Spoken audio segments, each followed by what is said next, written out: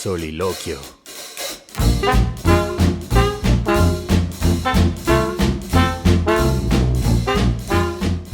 Caballeros, hola, soy Daniel Rosas. A las personas mexicanas, pero sin duda más a nosotros los hombres, nos duele terriblemente que nos mienten la madre. ¿Se han preguntado por qué? Pues Rogelio Díaz Guerrero, en su libro La psicología del mexicano, expone este sentimiento de sentir a la madre violada, chingada, como decimos en las mentadas. Se refiere al dolor que sentimos cuando se la refrescan a nuestras madres biológicas, pero también a la madre patria. La pregunta de fondo es, ¿por qué nos duele tanto? ¿Por qué idolatramos, por ejemplo, a nuestras madres? ¿Por qué para el mexicano es más importante la guadalupana que Cristo? O sea, ¿por qué ninguneamos a los padres? Y no estoy defendiéndonos. El punto al que quiero llegar es que adoramos a nuestras madres porque solemos tener padres ausentes. Hay ausencias en varias formas. En mi caso, mi padre trabajaba buena parte del día y solo podía verlo los fines de semana cuando él quería más bien visitar a su familia o amigos. Seguramente yo, que aprendí ese modelo de padre, fui más ausente porque además de workaholic, divorciado. Y así puedo ir por la vida contando mis tragedias, pero entonces me di cuenta de que no soy tan malo. Es decir, hay quienes no están presentes ni para ver nacer a sus hijos. ¿Recuerdan el episodio pasado en el que hablamos del síndrome de Peter Pan, en el que algunos hombres no se hacen cargo de sus hijos? Pues resulta que luego esos hombres andan reclamando porque se les pide una pensión y ¿qué hacen? Pues dejan de trabajar para no pasar esa pensión. O mienten en cuanto a los ingresos. Entonces, ¿neta? O sea, pues es que ese dinero en realidad es para las hijas y los hijos. En fin, hoy vamos a hablar de padres que abandonan y la llamada Ley Sabina, que busca corregir esta situación. Para ello buscamos a la promotora de esta serie de reformas, Diana Luz Vázquez. Así que, vamos para allá.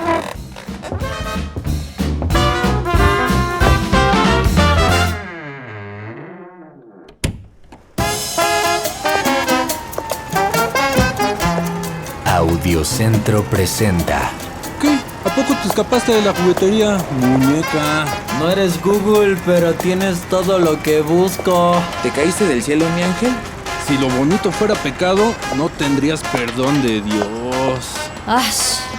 Hombres. Un podcast donde charlamos de las nuevas masculinidades que ninguna mujer se quiere perder. Esto es Hombres Trabajando Nos.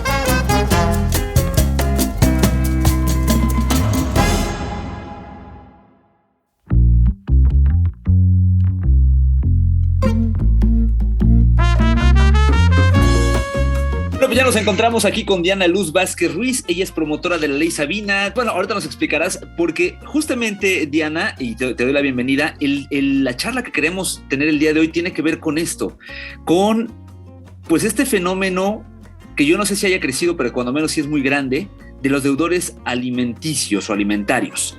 Es decir, nosotros como padres, me refiero a los hombres que pues nos divorciamos, nos separamos y que tenemos hijos y que de repente pues nos hacemos teololos, diría mi mamá, nos hacemos güeyes, para decirlo en términos coloquiales, sobre las obligaciones que tenemos para con nuestros hijos. Pero de entrada, bienvenida, Diana, ¿cómo estás? Ay, pues muy contenta de charlar contigo, sobre todo desde esta arista, las masculinidades. Sí, justamente lo decíamos antes de comenzar a grabar, nos ganan las pasiones y es que de repente como hombres tenemos esta actitud de si ya no está conmigo, entonces ya no debe estar con nadie y entonces no la ayudo y entonces que se chingue, decimos, pero nos estamos llevando entre las patas a nuestros hijos, a nuestras hijas.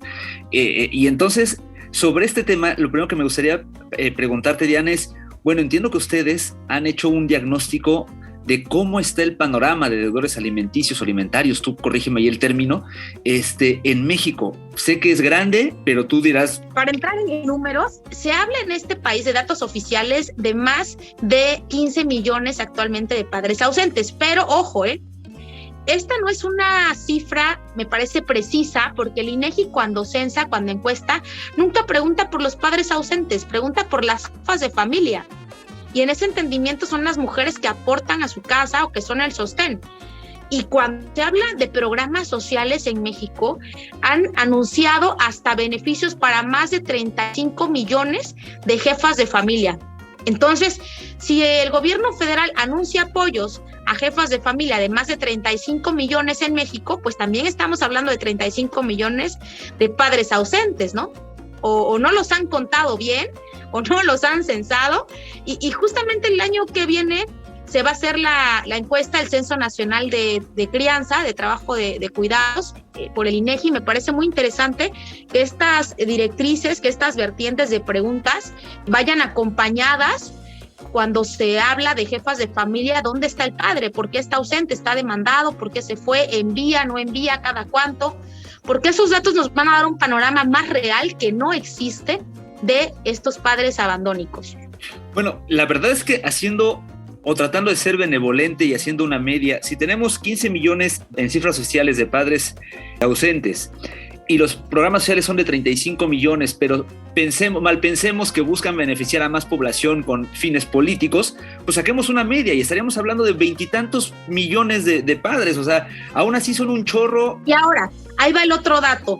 El promedio de hijos e hijas de las mujeres mexicanas es de 2.1, y ahí sí el INEGI tiene el dato hasta 2021 que existen más de 60 millones de población infantil abandonada por su padre. Este es otro dato también interesante que va en correlación con los otros dos números de los que acabamos de hablar. Y bueno, en este imaginario colectivo, pues también venimos de una figura presidencial que en 2012 a Enrique Peña Nieto le sale un hijo en plena campaña, pues lo tenía oculto, ¿no? No lo presentaba, claro. Esto en otro país hubiera sido el declive de su campaña, no hubiera sido ni candidato, se le hubiera caído la candidatura. En México no pasó nada. El señor siguió, ganó, fue presidente, pero eso no es lo peor. De ahí tenemos a un expresidente de la Suprema Corte de Justicia de la Nación, a Góngora Pimentel, con 2 hijos autistas, y el señor en sus comprobantes de ingresos estaba diciendo que ganaba el salario mínimo en este país, cuando el señor gana más que un presidente de la República. Entonces, imagínense el tráfico de influencias, qué tan manipulado, amañado estaba ese juicio. A la mamá la metió a la cárcel, argumentando que estaba incapaz de cuidar a los hijos, no quería aportar para un apartado que contempla la pensión alimenticia, porque son alimentos, salud, vestido, pero hay un apartado que es recreación. El señor Góngora, el exministro, que sus hijos eran autistas y que pues como eran autistas no podían tener recreación, no se podía justificar el gasto de ir al cine. O sea, de ese tamaño de miseria humana que ocupan estos grandes cargos de impartición de justicia y de toma de decisiones de política pública en este país, estamos hablando que es el problema. Y como es arriba, es abajo. Entonces, imagínense el ciudadano de a pie que ve ese reflejo en sus representantes. Bueno, pues si el señor lo hizo y fue presidente y no le pasó nada, ¿no? Entonces, esta repetición, esta normalización de señores deudores alimentarios, de padres responsables, abandónicos, que además de estar violentando económica y afectivamente a las infancias, ocupan cargos, están en la toma de decisiones, pues los blinda, hacen más fuerte su sistema, su pacto patriarcal, y eso es bien difícil de tumbar, es bien difícil, quienes damos una lucha en los juzgados, poder lograr un juicio de pensión alimenticia.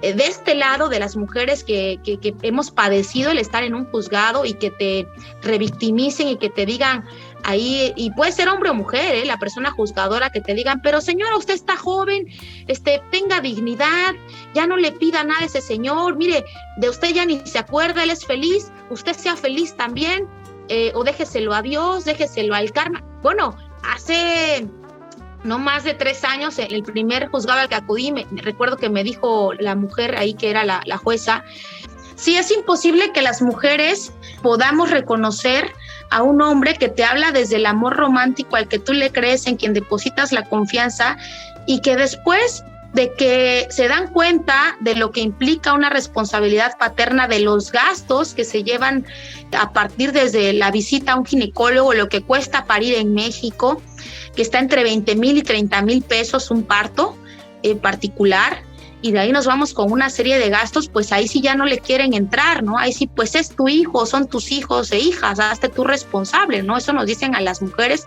y a veces ni nos los dicen, simplemente se van. Entonces, pues creo que en otros países este problema tiene una legislación de más de 20 años atrás que en México, donde ya existen registros nacionales de deudores alimentarios, donde se les restringen derechos civiles. Te hablo de España, de Francia, donde estos señores tienen un trato de delincuentes. y son delincuentes porque no les permiten salir del país, les restringen el pasaporte, los meten a un buró de crédito, no tienen acceso a un crédito ni hipotecario, ni tampoco a un crédito comercial, tampoco tienen licencias de conducir. Es decir, los van cercando, los obligan a cubrir la deuda. Y ahora la otra, el Estado asume la deuda de estos señores, porque lo principal es garantizar la alimentación de las infancias, que para, insisto, otros países de la Unión Europea es muy importante garantizar la alimentación de los niños y niñas de esos países. Entonces, el Estado asume la deuda y al cabo de un año le empiezan a cobrar al señor, pero le cobra el Estado, con policía en puerta. No me vas a pagar, no has trabajado, no tienes forma de llegar a un acuerdo, convenio, ni siquiera trabajo comunitario, o vente a trabajar aquí al gobierno de la alcaldía en algunas provincias de España. No quieres, hay rebeldía, pues ahora sí es cárcel, es la última instancia. Pero lo cierto es que no es lo mismo deberle a la mamá de tus hijos e hijas que le debas al Estado. A la mamá la andan cotorreando, mira, te voy a pagar, o vuelven otra vez con el discurso romántico de ya me arrepentí, pero mira, vamos a dar la vuelta, te invito a un café. Y la verdad, las mujeres, no, tenemos un chip tan fuerte desde el amor romántico que decimos, pues es el papá de mi hijo, como sea, ¿no? Es el papá de mi hija. Pues bueno, vamos a platicar, pero ya que le debes al Estado y que el Estado, insisto, va con policía en puerta, ahí sí ya quieres pagar y asumes otra actitud de pago, O sea, ¿cómo funciona la psicología desde la perspectiva de a quién le debes? Y es la prioridad de los estados para con las infancias. En México esto no sucede. A ver, somos después de la pandemia el país número 1 en pornografía infantil. El país número 1 en el mundo, en tráfico de niños y niñas. Estamos hablando de que existe también un alto número de violencias intrafamiliares hacia la niñez en México, también a partir de la pandemia, de violación al interior de los hogares, cometidos por personas bien cercanas, ¿no? El primo, el tío, el abuelo. ¿Y por qué está pasando esto? Con el cierre también de estancias escolares, pues madres tenemos que ver cómo le hacemos, con quién dejamos a nuestros hijos e hijas, porque pagar una guardería cuesta, porque el alza de la canasta básica como está tremenda, y porque tenemos que partirnos en 3 o en 4 para poder sacar adelante a nuestros hijos e hijas. Entonces, te estoy platicando un poco la perspectiva, ¿no? De lo que pasamos las mujeres. Aparte viene una depresión fuertísima, tu cuerpo ya no es el mismo, tu autoestima ya no es la misma. Muchos hombres se empiezan a acercar a ti por esta falsa idea de que pareciera que estamos buscando un hombre, ¿no? Un papá para nuestros hijos, a las mamás solteras o las mamás buchonas, ¿no? Que en muchos estados del centro y norte del país les dicen.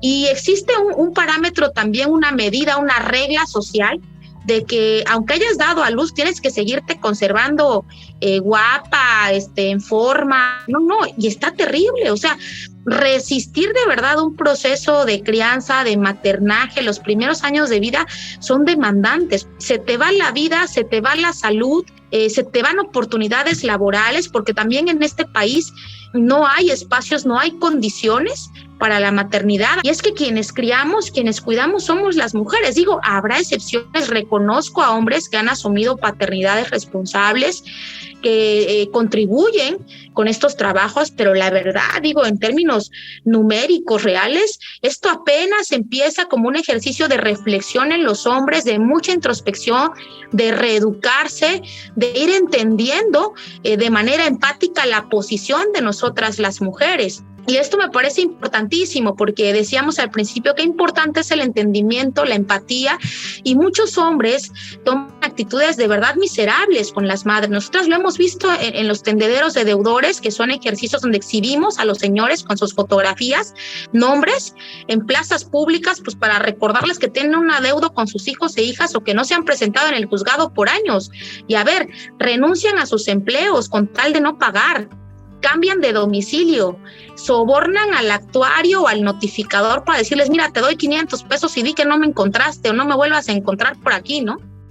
De verdad tenemos ahora en Oaxaca el caso de un juez quien dicta las sentencias a deudores, pero él es un deudor cuya forma de enamorar mujeres es que son las secretarias, normalmente de escasos recursos, las enamora con promesas, les hace hijos. Ya le encontramos 6 hijos con 6 mujeres distintas. y siempre pide cambios regionales de juzgado. O sea, de verdad este señor tiene un uso de violencia psicológica, emocional, de poder desde su cargo para violentar a madres y abandonarlas ya que están embarazadas junto con sus hijos e hijas. Pudo más la vergüenza social exhibida, la presión a la institución por el colectivo de las madres, que bueno, apenas se va a hacer la prueba de ADN el señor, ¿no? Entonces, bueno, como este caso, muchísimos, porque no se trata a veces de no tener el dinero, porque muchos se declaran insolventes, pero lo hacen también, hemos entendido, como un odio hacia las madres, como un rencor, como decir, pues si ya no vas a estar conmigo, vas a estar con alguien más, que ese otro mantenga a tus hijos, que él les pague, ¿no? Y el tema también sexual de los señores está tremendo. Quieren seguir intimando con las mujeres como si fueran su propiedad. Ah, no, ya no quieres nada conmigo, pues entonces no le doy a los hijos. O sea, no hay una conciencia de lo que implica la responsabilidad paterna en estos señores, pero también se saben impunes. Saben que es bien difícil resistir, primero pagar el costo económico de un abogado o abogada para iniciar un proceso de reconocimiento de paternidad o de pensión alimenticia que está a partir de los 10,000 pesos en adelante hasta 30,000 en Ciudad de México. ¿Qué mamá de a pie que tiene que pagar la alimentación de sus hijos e hijas, dividirse en 3, va a resistir primero pagar de jalón esto, ¿no? O irlo pagando? Pues no, son muchísimos gastos, y ahora los abogados y abogadas también te piden que cada quincena que 1,000, que ya son 2,000 de las copias, que no sé qué, y muchos se dedican a extorsionar a las madres. Las madres son un modus operandi tremendo, para muchos abogados.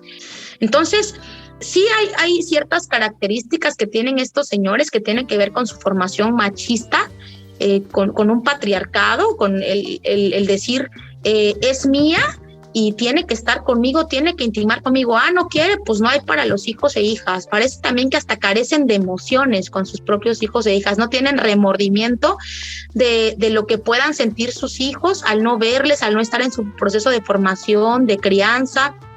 Y viene la violencia vicaria. ¿Qué es la violencia vicaria? La sustracción de los hijos e hijas por parte de los padres, en donde el 80% de los sustractores tienen demandas de pensión alimenticia.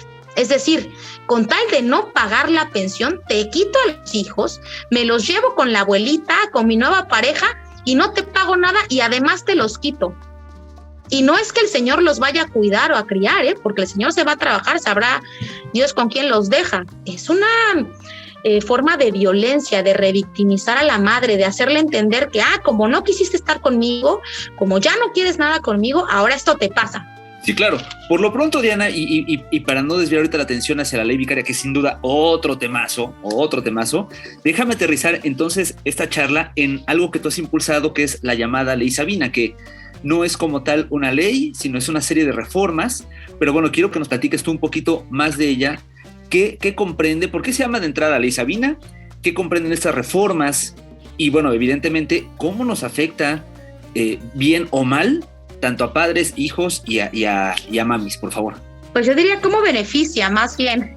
Pero mira, pues primero decirte, yo hace 5 años pues fui mamá de Sabina, y me pasó lo que a muchas mamás, que el progenitor pues me dijo, mira, no es mi hija, hazle como puedas, ahí te ves. Me tocó parir en solitario, me tocó, insisto, como las historias de muchas madres, pues desilusionarme, pasar un proceso depresivo, de entender que el Señor no iba a estar en el proceso de crianza, que aquello que platicamos, donde además Él dijo que le iba a entrar a la crianza, a la manutención, pues que no era cierto, y que me bloqueó del teléfono por 3 años, me apagó totalmente el móvil y encuéntralo, ¿no?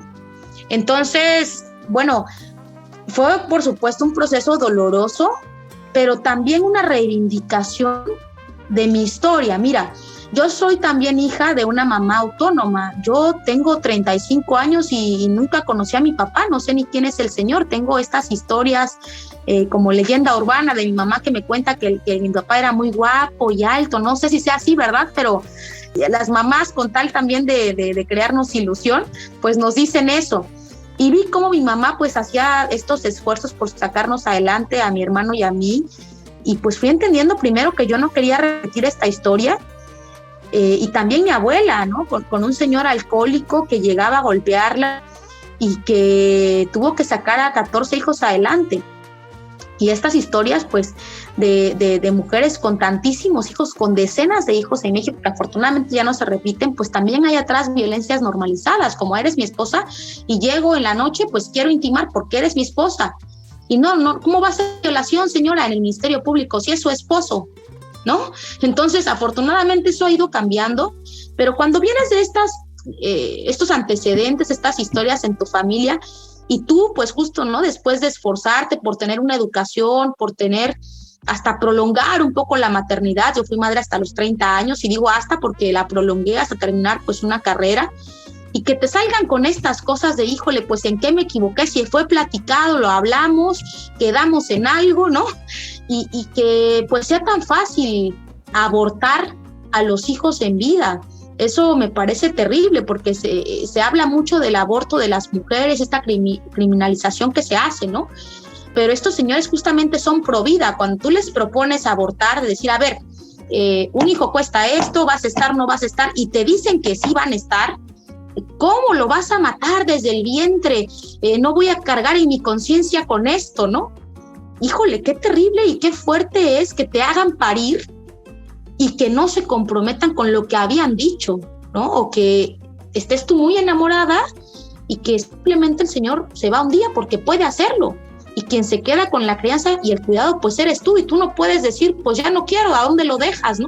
Tú no tienes opción como mujer. Los hombres sí. Los hombres se van, los hombres hacen una vida, 2, 3, siguen teniendo más hijos. Hacíamos un cálculo el otro día con algunas compañeras madres y decíamos, oigan, es que los hombres pueden tener 365 hijos por año. Claro, ustedes pueden procrear un niño por año, o 2 o 3, ¿no? Hasta más, pero mínimo pueden procrear un hijo o hija por año, 365 criaturas. Nosotras no, son los 9 meses del embarazo, ¿no? Más el puerperio que se le llama, y bueno, y muchas ya no quedamos con ganas, ¿no? De querer tener más hijos e hijas. Entonces, la verdad es que estos planos de desigualdad, también de cuando se habla del uso del condón, todavía muchos señores se ofenden, ¿no? Bueno, pues ¿con quién estás o con quién te metes? ¿Por qué no quieres usar un condón? De verdad que se escucha todavía hoy muchísimo en los hombres. Es una cultura machista que nos revictimiza, que nos violenta, que muchos terminamos diciendo, pues sí, no, tiene razón, no le estoy dando confianza a él de que esté conmigo. Afortunadamente eso está cambiando, pero te voy a decir algo, en los pueblos y comunidades indígenas tenemos estas historias, yo vengo de Oaxaca y me las sé pero perfectísima. Eso no significa, por supuesto, que hoy no esté cambiando el paradigma, ¿no? Ni esta forma de pensar tan machista en las urbes, pero de que estos señores existen y todavía está sobrepoblada la nación mexicana con estos pensamientos, todavía hay muchas mujeres violentadas en ese sentido. Decir que ahora en Baja California, veía yo el índice de natalidad, está altísimo. De cada 100 mujeres en Baja California de 12 años o más, 67 ya son madres. Y de estas 67 que ya son madres, el promedio de hijos es de 2 y 3, no 1, 2 y 3 hijos. Y bueno, esto es altísimo. Nos parece también que estas violencias también van a la par. Hay una gran cantidad de madres autónomas en Baja California, y tiene una perspectiva también bastante machista, porque las mujeres, aunque tengamos cuerpo de mujer, no significa que no seamos machistas, Y cuando escuchaba a varias mamás aquí decir, es que, ¿qué están ustedes haciendo un tendedero? Se ven ridículas, tengan dignidad. Yo sí pude sola y saqué a 3 hijos adelante. ¿Ustedes por qué no van a poder? Esta idea de que somos fuertes, que solas podemos, que no les estemos pidiendo nada a los hombres, qué fuerte está en el norte del país. Yo no lo había visto, Hemos hecho tendederos en todo el país, pero ahora que estoy en Baja California y que leo los comentarios, qué tremendos comentarios que se repiten en mujeres diciéndose es que nosotras podemos solas, evadiendo la responsabilidad a esos señores. Y nosotras decimos,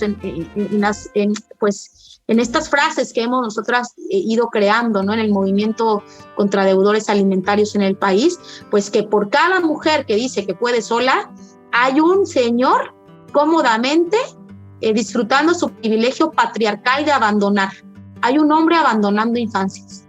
Diana, se nos termina el tiempo, pero no quiero dejar de preguntarte, justamente con todo este panorama que nos has planteado y con todos estos problemas, y seguramente no lo van a reconocer, pero muchos de los hombres, de los caballeros que van a escuchar esto, estoy seguro que se van a ver reflejados. Yo mismo me he visto reflejado en muchas de las cosas que nos has platicado ahorita, Diana, y entonces, con este panorama, me gustaría nada más preguntarte para finalizar. A raíz de todo esto, tú emprendes la ley Sabina. ¿Y cuál es la realidad? ¿En qué va ahorita? Sí, son 40 reformas a los códigos civiles y penales que incluyen a nivel federal quitarles pasaporte, licencia de manejo, meterlos a buró de crédito, que haya un registro nacional público, porque hoy, aunque existen 8 registros estatales de deudores alimentarios, no son públicos. Queremos en un solo clic saber quiénes son, que no asuman tampoco cargos de poder, que cuando exista una pensión alimenticia, una demanda de pensión alimenticia, no haya cambios de guarda custodia ni de patria potestad. Primero pagan lo que deben y entonces ya vemos el cambio de guarda y custodia, porque muchos señores muy chistosos, ventajosos y en corrupción con jueces y juezas, pactan con estos jueces y piden el cambio de guarda y custodia para no pagar la pensión alimenticia y pues revictimizar, llevarle a los hijos a otras mujeres regularmente que se hagan cargo de los cuidados de estas infancias. Entonces, no hay cambios de guarda y custodia en tanto no se pague la pensión alimenticia.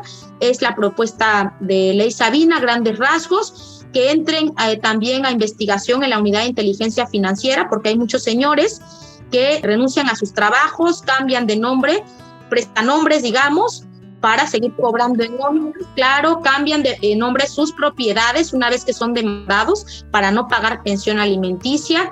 Bueno, un sinfín de artilugios que existen para que las señoras puedan seguir en la impunidad. Entonces, les restringimos derechos civiles y también estamos generando un registro nacional de mexicanos que se fueron a Estados Unidos o a otros países y que no están pagando la pensión para que se les restrinjan sus permisos temporales, muchos de ellos así los tienen para trabajar o van y vienen todos los días, que no puedan entrar ni salir del país en tanto no cumplan su obligación alimentaria.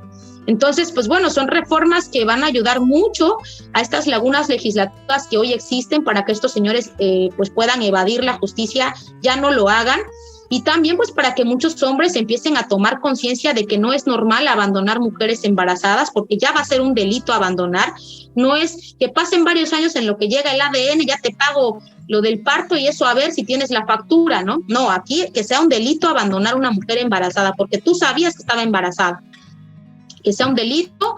Y bueno, estas reformas pues estamos nosotras muy emocionadas, primero porque ya se está discutiendo en el Congreso de la Ciudad de México, no tarda en votarse, estamos pues muy positivas, la llegada de mujeres a la mayoría de los congresos con un pensamiento pues progresista y además que a todas nos atraviesan estas historias, pues está ayudando mucho a que sea bien recibida la ley, el conjunto de reformas como bien comentas. El gobernador de Michoacán ya la presentó hace un par de meses, ahora la presentamos en Baja California con la diputada Michelle Sánchez.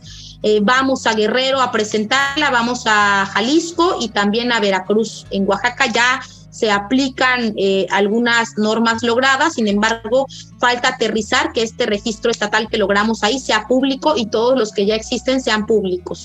Así más o menos va la ley. Tenemos reunión también próximamente en Cancillería para ver el tema de los deudores en Estados Unidos y aquellos que están trabajando ahí también, porque tenemos ya nuestro registro que se ha ido nutriendo, que nos siguen llegando las demandas de las madres. Aprovecho para hacer un corte comercial.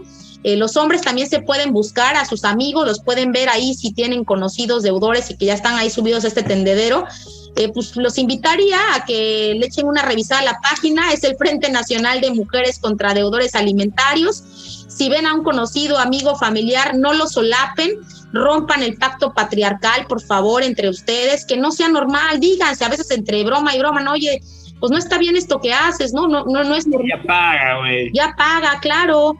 romper estos pactos, no decir, pues no es mi tema, son temas personales, no son temas personales, es un problema público y es un problema social y son delincuentes.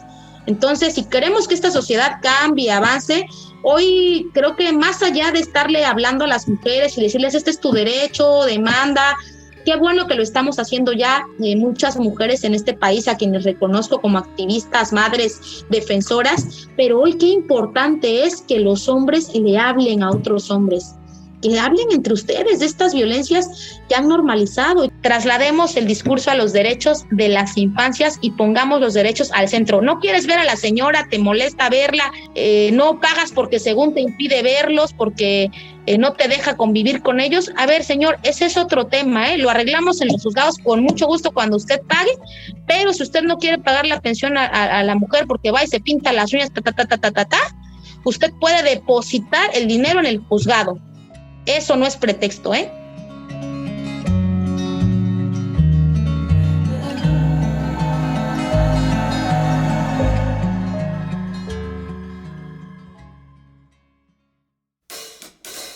Coloquio.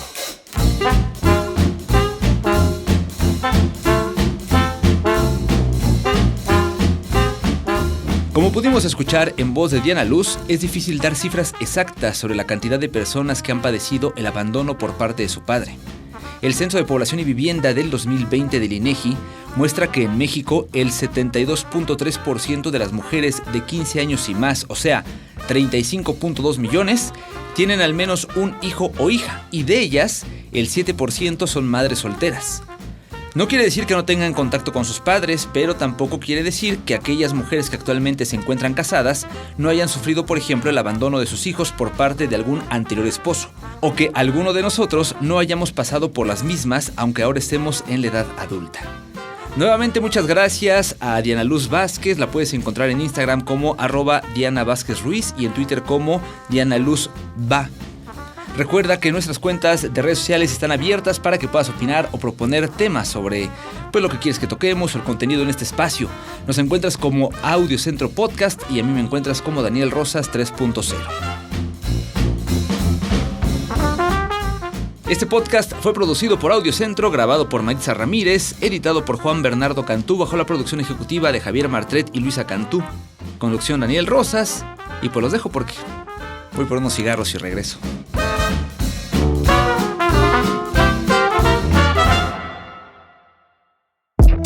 Audio Centro.